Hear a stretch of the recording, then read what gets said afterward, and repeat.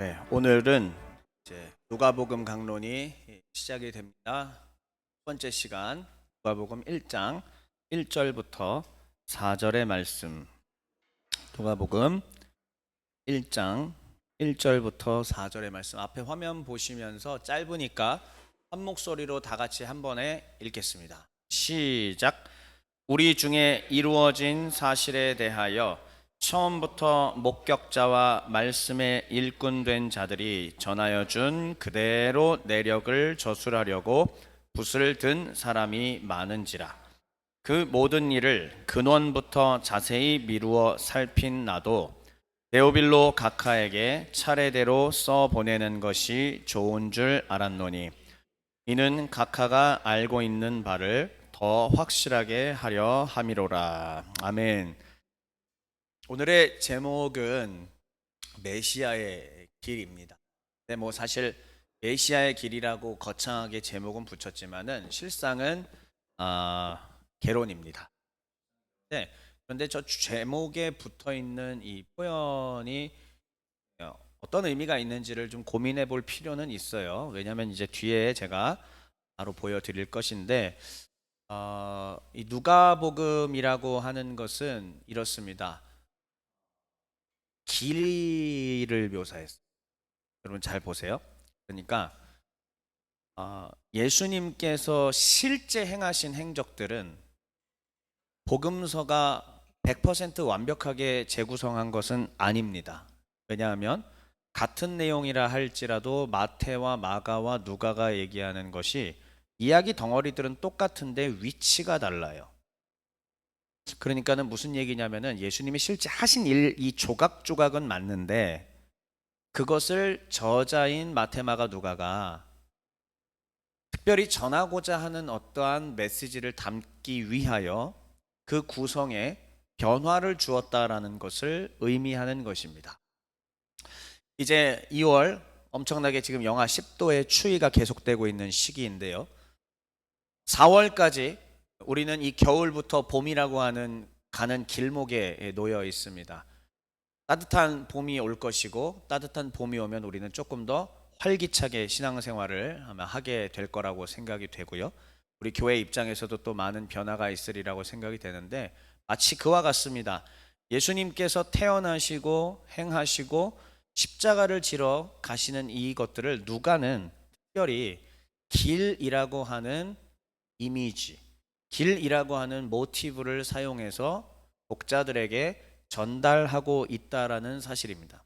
자, 그러한 설명을 듣고 난 이후의 제목을 한 번만 다시 볼까요? 다시 읽어볼까요? 시작.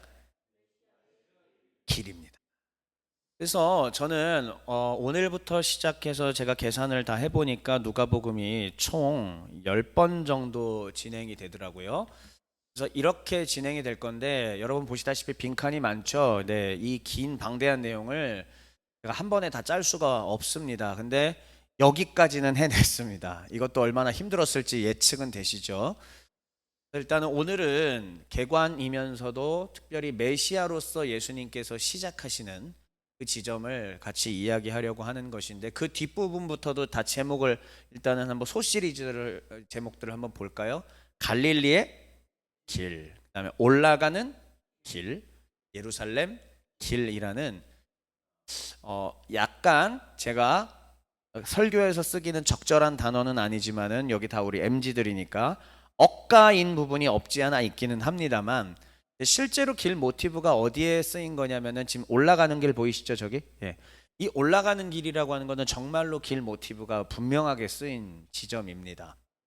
그런데 이제 저 지점부터 저 지점 이외에도 저는 그렇게 추론하고 유추를 한 것입니다. 그러면 그 전에는 길이 아니었나? 갈릴리에서는 갈릴리에 맞는 또 주님의 길을 가신 것이고 예루살렘에서는 예루살렘에 맞는 당신의 길을 가셨다. 그런데 그 길은 뭐로서의 길이었는가? 오늘 첫 시간 제목 메시아로서의 길이었다라는 것입니다. 인간 예수는 인간으로 태어났지만 단순한 인간이 아니라 하나님의 신성이 인성과 더불어서 이 땅 가운데 오신 메시아셨습니다.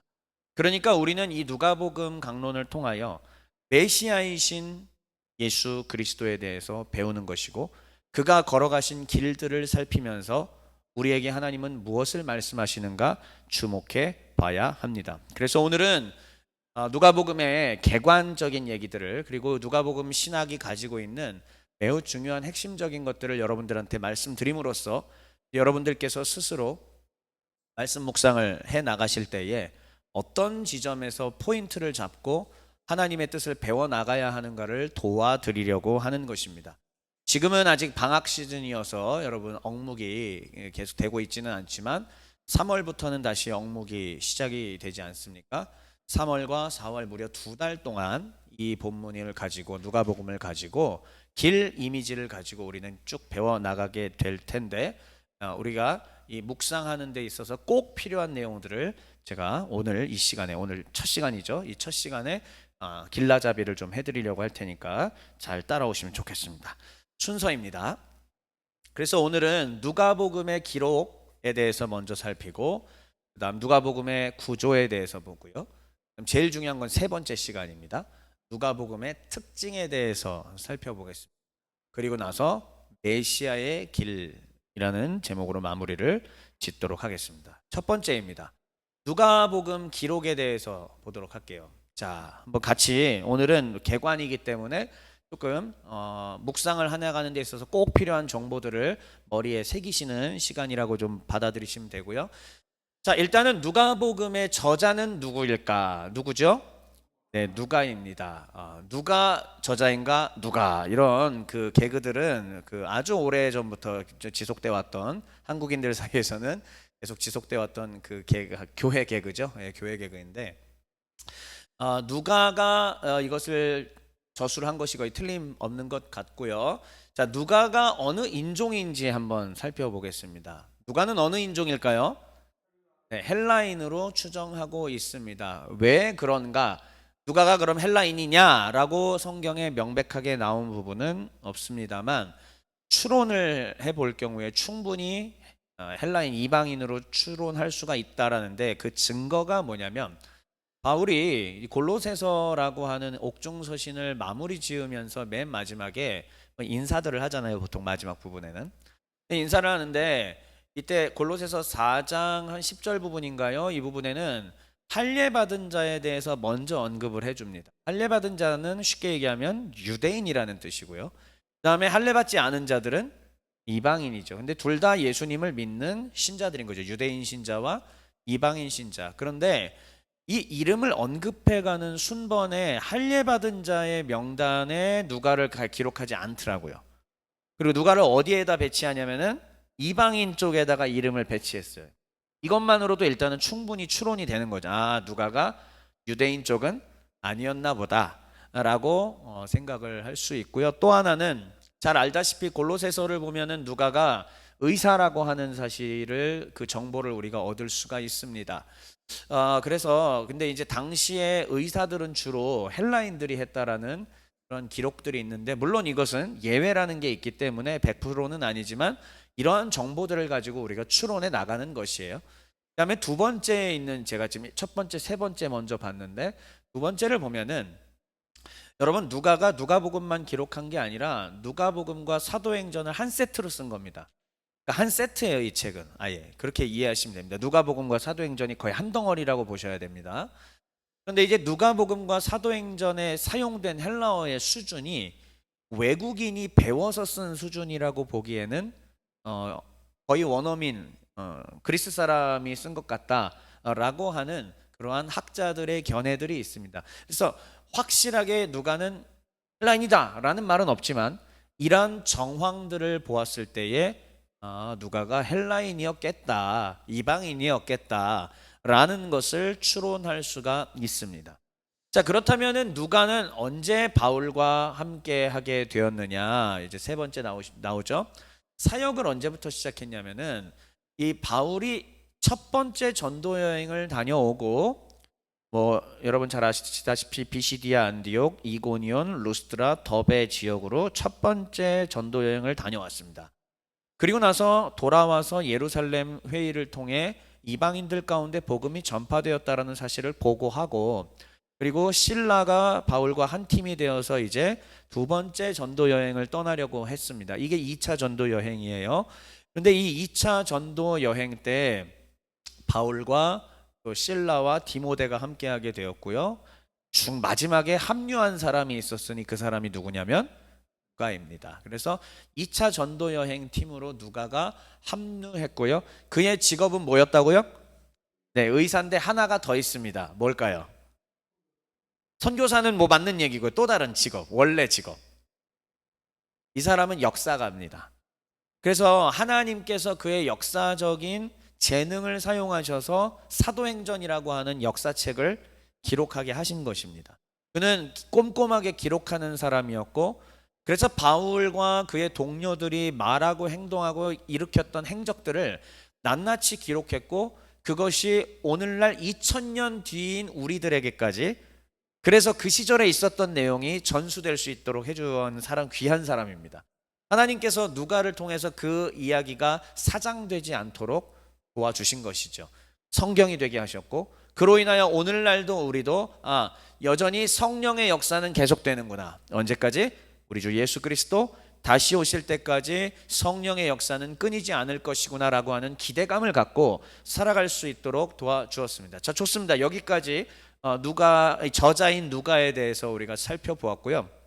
그러면 언제 이것을 기록하였는가라고 봤을 때 제가 조금 전에 뭐라고 말씀드렸죠? 누가복음과 사도행전이 서로 한 세트라고 얘기했죠. 자, 그러면은 일단은 사도행전까지 딱 사도행전의 마지막 부분이 뭘 기록하고 있는지를 보면은 최소한 그 이후라고 볼 수 있잖아요. 그러면은 사도행전 마지막 28장의 기록은 무엇인가? 바울이 로마에 처음으로 방문하여 가택 연금을 당했던 때입니다. 그때가 대략 주후 60년, 62년경으로 추정하고 있어요. 그러니까는 적어도 그 직후쯤에 누가가 이 이야기들을 누가복음과 사도행전을 통합하여서 쓴 것이 아닐까라고 생각하고 있습니다. 좋습니다. 자, 여기까지가 먼저 누가복음의 기록에 대한 것이고, 여러분들이 놓치지 말아야 될 거, 일단은 누가는 유대인이에요, 이방인이에요? 이방인입니다. 그 사실을 왜 이야기하는지 뒤에 가면은 더 자세히 알 수 있으니까 일단 그 사실을 머릿속에 잊지 말고 꼭 기억을 해주시길 바랍니다. 그러면 누가복음의 구조를 한번 보겠습니다. 자, 누가복음 전체는 제가 길이라고 하는 이미지를 통하여 통합 정리를 좀 해보았습니다.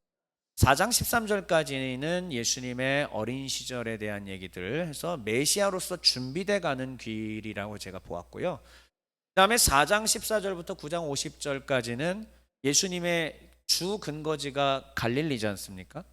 가버나움, 벳세다, 이런 나사렛, 이런 그 갈릴리 지역에 예수님이 주로 활동하셨던 지역인데, 이 갈릴리에서 공생애를 예수님께서 어떤 식으로 시작하셨는가를 보여주고, 그 다음에 9장 51절부터 저 긴 19장 27절까지 어디로 가는 길 읽어보세요. 시작. 다시 한 번만요. 읽어주세요. 시작. 중요한 것은 뭐냐? 예루살렘에서 무슨 일이 있을 것이기에 예루살렘으로 가는 길이냐라는 거예요. 누가가 계속 길을 강조하고 있거든요. 그러면 예루살렘은 무엇이 있어야 되는 곳이냐? 메시아로서의 그 길을 완수해야 하는 것입니다. 그것이 뭐죠? 십자가의 속죄 제사를 완성해야 되는 것입니다. 그러니까 예수님께서는 처음부터 이 땅에 유대인의 왕으로서 오신 것이 아니었습니다. 인류를 죄책으로부터 대속하시기 위한 영원하시고 완전하신 흠없는 제사, 하나님의 진노를 풀어드릴 완전한 제사를 드리시기 위하여 이 땅 가운데 오신 것이었죠. 그 일을 예루살렘에서 이루실 것인데, 재미있는 것, 그 갈릴리부터 예루살렘까지 가는 길 위에서의 일어난 사건들로 누가가 다 묘사하고 있다는 것입니다. 실제로 길이 될 수 있고요. 이것을 굳이 우리가 더 의미적으로 영적으로 해석하자면 우리의 신앙의 경주, 우리의 신앙에 걸어가는 길, 마치 존 버니언이 만든 철로 역정같이 우리가 신앙생활에 가는 여정 가운데 어떠한 일들이 있을 것이며 어떻게 우리는 해 나가야 하는가에 대해서 마치 생각해 줄 수 있도록 도와줍니다. 그리고 마지막에 예수님은 예루살렘에 입성하셔서 그의 마지막 길을 갑니다. 그것은 십자가에서 죽는 길이었죠. 조금만 더 자세히 한 단락씩 보겠습니다. 먼저 메시아의 길을 보면요, 막 다 복잡하게 얘기하지 않겠습니다. 그냥 이런 게 있다고만 간단하게. 자, 먼저 우리가 오늘 읽은 본문, 누가가 이렇게 얘기하죠. 나는 왜 이것을 기록하였는가, 어떻게 기록하였는가를 얘기해주고, 그 다음에 시작되는 얘기들은 예수님의 탄생과 유년기 족보에 대한 얘기까지 쭉 지속이 됩니다.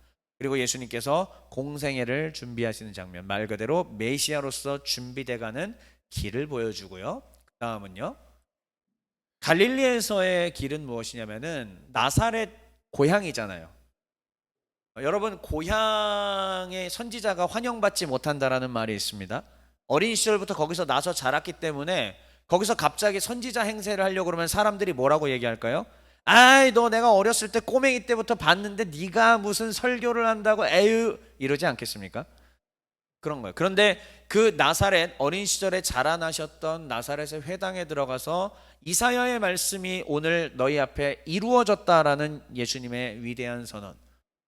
주 여호와의 신이 내게 이르렀으니 이는 가난한 자들에게 복음을 전케 하려고 하는 그 위대한 말씀 있죠. 주의 은혜의 해가 선포되었다라고 하는 그 선언은 쉽게 얘기하면은 이거예요. 메시아가 왔다. 메시아의 시대가 열렸다. 그리고 너희가 눈으로 보고 있는 내가 바로 누구다? 메시아이다 라고 하는 것을 증언하는 것입니다. 자, 그렇게 해서 나사렛 선언이 있고 난 다음에 예수님의 베이스 캠프나 다름이 없던 가버나움에서 본격적으로 사역을 합니다. 이건 뭐 마태와 마가에 동시에 다 나와 있는 그런 이야기들이죠. 그래서 가르치시고 기적을 베푸시고 병을 고치시고 귀신을 쫓아내시는 이러한 위대한 사역들을 함으로써, 자, 나사렛 선언은 뭐라고요? 메시아 선언입니다. 메시아로서의 직분인 가르침과 병고침과 귀신 쫓음의 사역들을 예수님께서 행하시죠. 그런데 그게 끝이 아닙니다. 예수님이 혼자서 하시는 것이 아니라 제자들을 모집하셔서, 예수님은 십자가 속죄 사역을 이루시고 하늘로 가셔야 되거든요. 남겨진 제자들을 통하여 계속 교회를 통하여 하나님은 복음을 전파하실 건데 얼른 제자를 길러야 됐던 것이죠. 그래서 제자를 소집하시고 제자들을 데리고 다니시면서 얘들을 가르치시고 교육시키시는 것이었습니다. 그 다음에 우리가 알고 있는 뭐 산상수훈이라든지 뭐 이런 다양한 얘기들이 쭉 나오고요. 자, 갈릴리의 길 다음에 이제 제일 중요하다고 말했던 실제 길 모티프가 사용된 올라가는 길이 나오게 됩니다. 자, 이 예루살렘으로 가는 길, 올라가는 길은 제자들을 가르치는 것이라고 보시면 돼요. 제가 여러분들 마가복음 강론할 때 그때도 제자훈련이라는 이름으로 시리즈를 하지 않습니까? 근데 여기가 진짜 제자훈련입니다. 마가복음도 비슷합니다. 제가 마가복음 때도 길이라는 얘기를 여러분들에게 드렸는데 여기도 동일합니다. 누가복음은 정말 이 방대한 양을 올라가는 길에서 제자들을 하나하나 훈련시키시는 예수님을 보여줍니다. 근데 재밌는 것은 여기서는 마태나 마가와는 조금 다르게, 자, 다시 아까 누가는 인종이 뭐라고요? 유대인, 이방인? 네, 헬라인. 그러니까 유대인이요, 이방인이에요? 이방인이죠. 그러니까 이 이방인 저자로서의 뭔가가 여기에 많이 담겨 있어요. 선한 사마리아인이라는 스토리 보이죠? 저거라든지, 그 다음에 나병 환자들이 다 고침받았는데, 우리 어린 시절에 교회 다닐 때 들었던 거, 나병 환자들이 10명이 고침받았는데 누구만 왔다? 한 명인데 그 한 명의 인종이 뭐예요? 사마리아 사람입니다. 그러니까 유대인, 마태복음 같은 경우는 유대인 위주로 쓰인 글이거든요. 그런데 여기는 철저하게 이방인들을 구원의 반열로 넣어주는 그런 스토리들이 많이 반영되어 있습니다. 자, 그러면 예수님이 하지 않은 거를 누가가 지어낸 것일까요? 아니죠. 예수님은 다 하셨던 건데 취사 선택했다라는 게 여기서 증거가 되는 겁니다. 그러니까 마태는 그의 관점에서 이걸 기록한 거고요. 마가는 그의 관점에서 기록한 거고, 누가는 또 그의 관점에서 이거를 기록해서 예수님께서 하신 것들을 더 합쳤을 때에 다채롭게 우리가 확인할 수가 있었다. 제가 금요기도회 때 지금 계속 믿음을 더하여 주셔서 시리즈 했을 때 두 번째 뭐 얘기했었어요? 두 번째, 세 번째예요 제가. 세 번째 수로보니게 여인 얘기를 했었어요.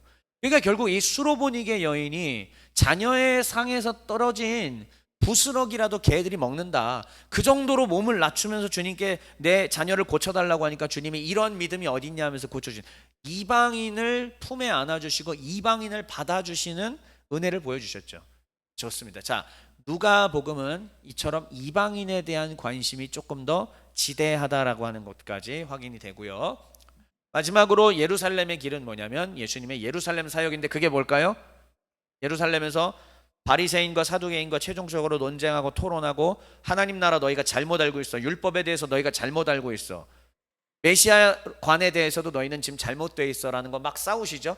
그리고 난 다음에 최종적으로 십자가에서 어린 양으로서 속죄 제사를 드리시는 것까지, 순환과 부활까지, 이게 예수님의 그의 길입니다. 그리고 오늘 제목은 뭐라고 그랬죠? 메시아의 길이잖아요. 결국 메시아의 길은 뭐였냐면 예루살렘에서 순환 받으시고 죽으시고 부활하시는 것, 이게 메시아로서 그가 걸어갔던 길입니다. 여기까지가 구조고요. 자, 이제 제일 중요한 거. 그래서 조금 글이 이제 막 다닥다닥다닥하고 복잡하긴 한데, 제가 핵심적인 것만 얘기 드리니까 매일 성경으로 여러분 묵상하셔야 돼요. 묵상하실 때 그냥 복음서 쭉 읽고, 그게 아니라 누가가 뭘 초점을 맞추고 전달해 주고자 하는 게 뭐였는지 들으셔야 되고, 그리고 또 성령께서 그걸 통해서 여러분들에게 삶 속에서 가르쳐 주시는 게 뭔지 들으셔야 됩니다. 좋아요. 자, 이 왼쪽 첫 번째 열에 있는 거를 번호는 빼고 하나씩 쭉 읽어보겠습니다. 누가복음의 특징입니다. 시작. 여성들 강조, 그 다음 이방인 강조, 그 다음 가난의 관심, 그 다음 성령을 강조, 그 다음 기도를 강조. 자, 여러분들 이미 여기서 뭐 이것저것 눈을 굴리시면서 여러 단어들이 눈에 들어오실 거고 등등등 확인하셨을 텐데, 다시 한번 얘기합시다. 누가복음이 뭘 저술했다? 누가가 뭘 저술했다고요? 누가복음과 사도행전을 한 세트로 저술했습니다. 사도행전의 내용을 여러분들이 혹 기억하신다면 이 왼쪽에 있는 이 관심사가 조금 더 현실적으로 다가오지 않을까 싶은데, 한 번만 다시 읽어볼게요. 쭉 읽어보겠습니다. 시작. 여성들 강조, 이방인 강조, 가난의 관심, 성령을 강조, 기도를 강조. 좋습니다. 자, 일단은 그럼 하나하나 제가 설명을 하겠습니다. 여성들 파트를 한번 좀 보죠. 예수님의 탄생 이야기는 모두가 다 그리고 있기는 한데, 유독 마리아 중심으로 얘기가 풀어나가는 책이 어디냐면 누가복음이에요. 누가복음은 예수님의 그 유년기에 대해서 훨씬 더 풍성하고 마리아의 이야기라든지 이런 것들을 더 자세하게 그려주고 있거든요.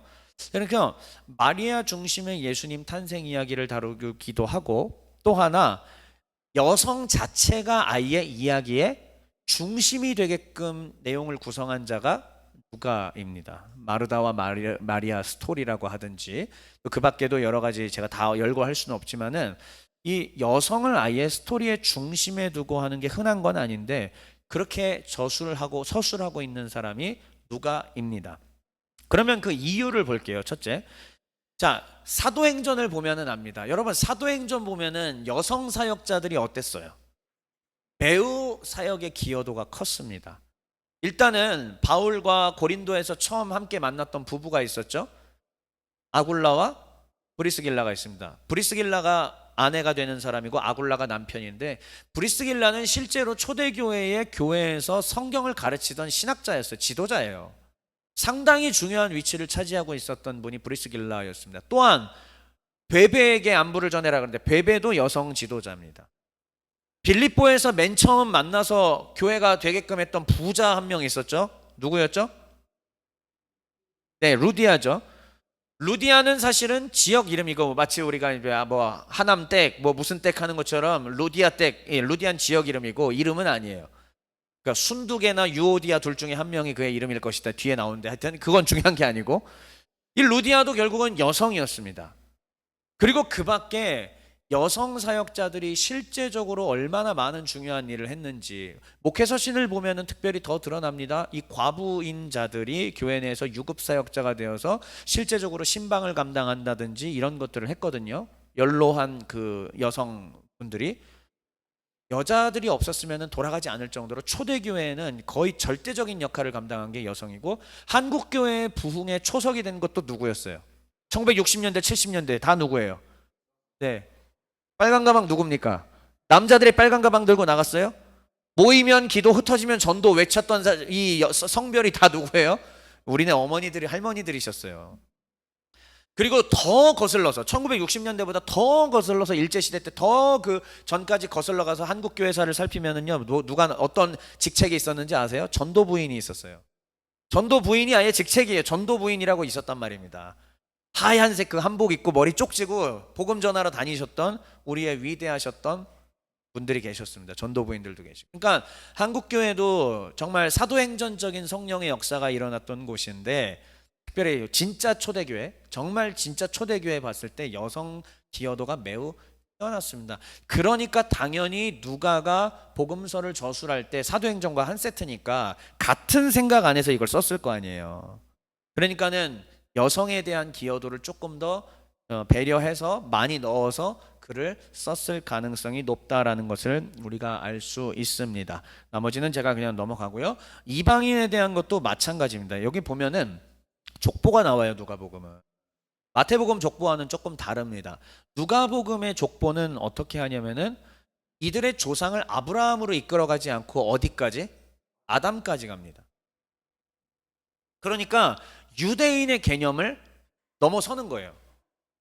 유대인과 이방인을 다 포괄하는 하나님의 통합적인 보편적 인류 구원, 인종을 초월하시는 인류 구원을 말하고 있는 것이죠. 근데 이게 정확하게 어디서 나오는 거예요? 사도행전에서 나옵니다. 사도행전은 예루살렘과 온 유대와 그 다음 사마리아와 그 다음 땅끝까지 이르러 내 증인이 되리라고 하는 이 키워드를 가지고 전체가 다 그렇게 구성이 되어 있습니다. 결국은 유대적 사고를 가지고 있었던 베드로의 생각이 깨지면서 이제 바울을 통하여 열방으로, 이방으로, 이방 사람들에게까지 복음이 퍼져가 나가는 과정을 그린 것이 사도행전이란 말입니다. 그럼 다시, 그러한 것을 바울과 직접 같이 다니면서 보고 듣고 배운 누가가 복음서를 저술한다고 했을 때 뭐가 반영이 될 수밖에 없죠? 이방인도 똑같이 하나님의 거룩한 자녀고 똑같은 구원받은 백성이다라는 것을 그릴 수밖에 없지 않겠습니까? 그러니까 누가복음은 조금 더 이방인에 대한 얘기들이 더 많이 넣어주는 거예요. 그래서 선한 사마리아인이라든지 아까 얘기한 감사를 표한 나병 환자, 이런 것들로 되어 있다라는 것을 다시 한번 말씀드립니다. 다 지금 사도행전 얘기하니까 풀리고 있는 거예요. 가난한 자에게 대한 관심인데, 심령이 가난한 자, 이거는 어디의 표현이죠, 여러분? 심령이 가난한 자는 복이 있나니? 그 팔복 어디에요? 무슨 책이에요? 마태복음이죠. 마태복음은 유대인의 중심의 책입니다. 자, 그런데 똑같은 산상수훈 부분인데 누가복음은요, 심령이 가난한 자라는 표현이 안 나오고 그냥 너희 가난한 자 이렇게 나와요. 가난한 자.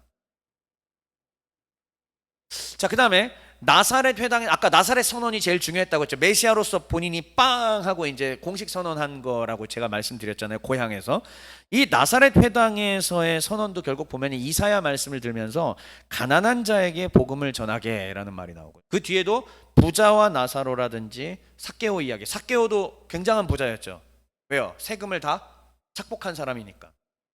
그런데 그가 그 부자였다가 네 것을 내가 토색한 것이 있으면은 법령에 따라서, 유대 율법에 따라서 내가 4배나 갚겠나이다라고 얘기하면서 부자가 안 부자로 바뀌어지는 그런 스토리도 보게 됩니다. 그런데 이거 보면은, 자, 오른쪽에 보세요. 사도행전을, 이것도 또 사도행전 보면은 이해가 됩니다. 자, 초대교회에서 여성과 이방인과 가난한 자를 다 포괄하여 구원하는 게 나왔고, 더 나아가서 처음에 오순절에 성령이 임하였을 때 무슨 일이 벌어졌어요? 막 그냥 불의 혀같이 갈라지는 것이 나타나고 방언이 임하고, 우린 이것만 관심이 있는데 그게 다 정리되고 막바지에 뭐가 등장하냐면은 저희가 서로 떡을 떼고 서로 나누고 가난한 자가 없게끔 다 나누면서 지냈더라. 그래서 이 공산주의자들 같은 경우는 이 본문을 가지고 공산주의를 창안해서 하기도 했었습니다. 그러나 그거는 사실 이것과 그거는 옳지 않은 거였는데 인류 역사에 이제 큰 실책으로 남았죠. 아무튼 그러나 그 정말로 다 서로 나누고 베푸는 그런 모습이 초대교회 가운데 나타났었습니다. 그러니까 가난한 자들에 대한 지대한 관심이 있을 수밖에 없죠. 누가는. 왜요? 직접 초대교회에서 그걸 다 보고 경험했으니까. 또다시 한번 생각해 봅시다. 예루살렘에 처음 교회가 세워졌을 때에 그때도 많은 문제가 발생했었습니다. 히브리파 사람들, 헬라파 사람들이 있었는데 우리 헬라파 사람들은 구제해서 자꾸 빠진다. 왜 우리 헬라파 과부들은 안 챙겨주냐 하면서 막 갈등이 빚어졌어요. 그때에 사도들은 말씀과 기도에만 전념하고 누구를 세웠어요? 7집사를 세워서 그들로 하여금 이 나누고 베푸는 구제 일들을 맡겼습니다. 그때도 결국은 가난한 사람들에 대한 구제 문제였고, 조금 전에 제가 얘기해 드렸던 목회서신 같은 경우도 아까 유급으로 있었던 연로했던 여자 과부 사역자들을 얘기했는데, 그것도 왜 그들에게 유급으로 하게 된 거냐면요, 그들의 먹고 살 길을 열어주기 위해서 그렇게 했던 것이었습니다. 누가는 바울과 함께 다니면서 이거를 철저하게 다 본 사람이에요. 그렇기 때문에 복음서에 이렇게 반영이 되었다. 제가 계속 이걸 강조드리는 이유는 여러분들이 묵상하실 때, 스스로 성경을 읽으실 때 그 부분들의 눈이 떠지기를 바라서 지금 계속 드리는 거면, 오늘은 개론 시간이라서 여러분들의 이제 앞으로 4월까지잖아요. 길잖아요. 길게 묵상하셔야 되는데 도움을 드리는 겁니다. 그 다음에 성령을 특별히 더 강조하게 됩니다. 성령, 자 보면은 모태로부터 성령 충만했던 세례 요한, 이 표현이 나와요. 제가 20대 초반에 이거를 보고 하나님 앞에 어떻게 기도했는지 아십니까? 아버지 하나님, 저도 나면서부터 모태로부터 성령이 충만했었을 것이라고 믿습니다. 아버지 하나님, 나를 계속 성령 충만하게 하시고 막 이러면서 제가 막 세례 요한처럼 되고 싶습니다 이러면서 기도했던 적이 제가 있어요. 그래서 성령이라는 표현, 성령에 충만하다는 표현이 흔치 않아요. 근데 이렇게 돼 있고요. 또 예수님 탄생과 세례와 사역에 지속적으로 성령이 개입하는 걸 보여주시고, 부활 이후에도 성령의 약속을 강조하는 것을 볼 때에 도대체 누가는 왜 이렇게 성령에 대해서 관심이 많았을까? 그가 사도행전의 저자잖아요. 사도행전은 무슨 이야기예요? 다 성령에 대한 이야기. 성령께서 친히, 성령이 오순절에 강림하시고 나서 성령께서 친히 복음을 전파해 나가시고 땅끝까지 유대인을 넘어서서 패러다임을 바꿔내시면서 이방인들까지도 다, 가난한 자들까지, 여성들까지, 버려진 자들까지 다 품에 안으시고 온 열방 가운데 복음을 전파하시는 성령의 그 위대한 사역을 누가는 몸소 경험했고 눈으로 보았고 체험했고, 정말 그 위대하신 하나님의 사역 앞에 정말 사로잡혀서 쓰임받았던 것이 누가 아니겠습니까? 그렇기 때문에 그는 당연히 복음서에서도 성령을 강조할 수밖에 없었다. 그리고 마지막으로 예수님의 기도를 유독 더 강조했습니다. 기도는 그럼 왜 강조했을까요? 초대교회 기도하는 곳이었잖아요. 모여서 늘 기도하고 성령의 불이 임하고 충만하게 온 천지가 진동하는 것 같이 그러한 스토리들을 누가는 들었고 자기도 사역하는 현장 속에서 기도하면서 경험했을 것이고 보았을 것입니다. 그렇기 때문에 이렇게 할 수밖에 없었다. 다시 한번 우리 왼쪽에 첫 번째 열들을 소리내서 읽겠습니다. 이제 거의 끝났어요. 시작. 여성들 강조, 이방인 강조, 가난의 관심, 성령을 강조, 기도를 강조. 좋습니다. 이게 누가복음의 특징이고, 묵상하실 때 이것을 잊어버리시면 언제든지 네이버 밴드에 들어가셔서 다시 한번 보시고 체크하시고 또 묵상하시고 묵상에 도움 받으시면 되겠습니다. 이제 마지막입니다. 메시아의 길, 오늘 본문입니다. 다시 한번 오늘 본문 같이 읽어볼게요. 시작.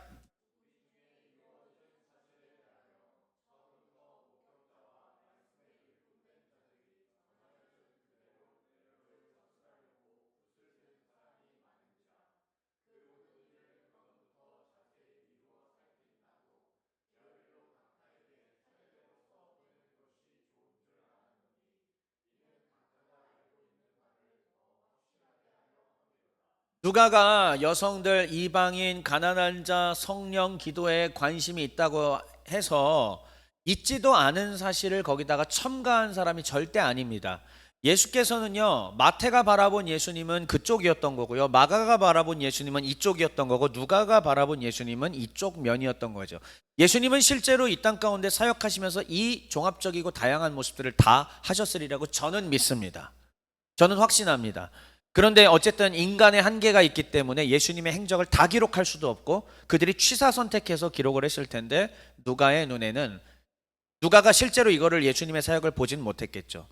그건 나중 헬라 사람이니까. 그러나 전해 들은 얘기들이 있고 또 예수님의 말씀을 어떤 기록한 것들을 참고했을 수도 있고 그리고 여러 사도들에게서 직접 들은 얘기들이 있었을 것이잖아요. 근데 그때에 그가 캐치한 부분들은 그런 쪽들이었다라고 이해하시면 됩니다. 그렇습니다. 여러분, 메시아의 길은 어떤 길이냐? 정말 기꺼이 여러 사람들이 직접 붓을 들어서 기록할 만한 길이었습니다. 여러 사람들이 이대로 사장시킬 수 없다. 반드시 이건 후세에 전해서 많은 사람들에게 정말 새로운 변화된 새 질서, 정말 유앙겔리온, 복음이 임하고 난 다음에 변화된 메시아를 통하여 새롭게 된 구원의 길을 전달을 해야겠다라고 결심하게 될 정도로 위대한 역사였고 위대한 사건이었습니다. 그래서 수많은 사람들이 붓을 들었는데 그 중에서도 하나님께서는 특별히 역사가로서의 재능이 더 출중했던 누가를 선택해서 그의 손과 그의 머리와 그의 심장을 다 성령이 영감하여 사용하시사 이 복음서와 역사서를 저술하게 하였는데 그를 통하여 드러난 예수님의 아름다운 모습은 어떤 모습이었느냐? 사회적 약자들에 대한 실제적인 사랑의 길이었습니다. 이것만이 전부라는 얘기가 결코 아니에요. 하나님이 누가를 통해서 조금 더 강조하신 부분이라는 얘기입니다. 그러니까 예수께서 누가를 통해서 하나님이 누가를 통해서 예수의 행적을 뭘 더 드러내셨느냐? 사회적 약자에 대한 실제적인 사랑의 길이었다. 그러므로 사랑하는 우리 종의 가족 여러분들, 우리는 신명기를 통해서 신명기 강론을 통해서도 이미 구약의 율법에 뭐가 담겨 있었는지 충분히 배웠습니다. 정의와 공의의 길, 거룩의 길, 언약의 길 등등 여러 가지 성결의 길. 그런데 우리 주님께서 특별히 구약의 율법에도 그렇고 이 신약의 예수님의 행적에도 그렇고 사회적 약자들에 대한 실제적인 사랑의 길을 제시하고 계시는데 저희가 따라야 할까요? 말아야 할까요? 답은 정해져 있습니다. 좋으나 싫으나 내가 느끼는 감정과 상관없이 하나님의 말씀입니다. 저는 지금 하나님의 말씀을 선언했습니다. 목사의 생각이 아니라 성경 텍스트가 성령의 영감으로 우리에게 주어진 이 성경 텍스트가 우리에게 이것을 말하고 있으니 저도 하나님 앞에 순종하며 따라갈 것이고 바라옵기는 똑같이 주님을 주로 모시는 주의 가족들이여 이 길을 함께 걸어가십시다. 그럴 때 하나님께서 우리에게 너희는 내 언약 백성이다 라고 칭찬해 주시리라고 믿습니다.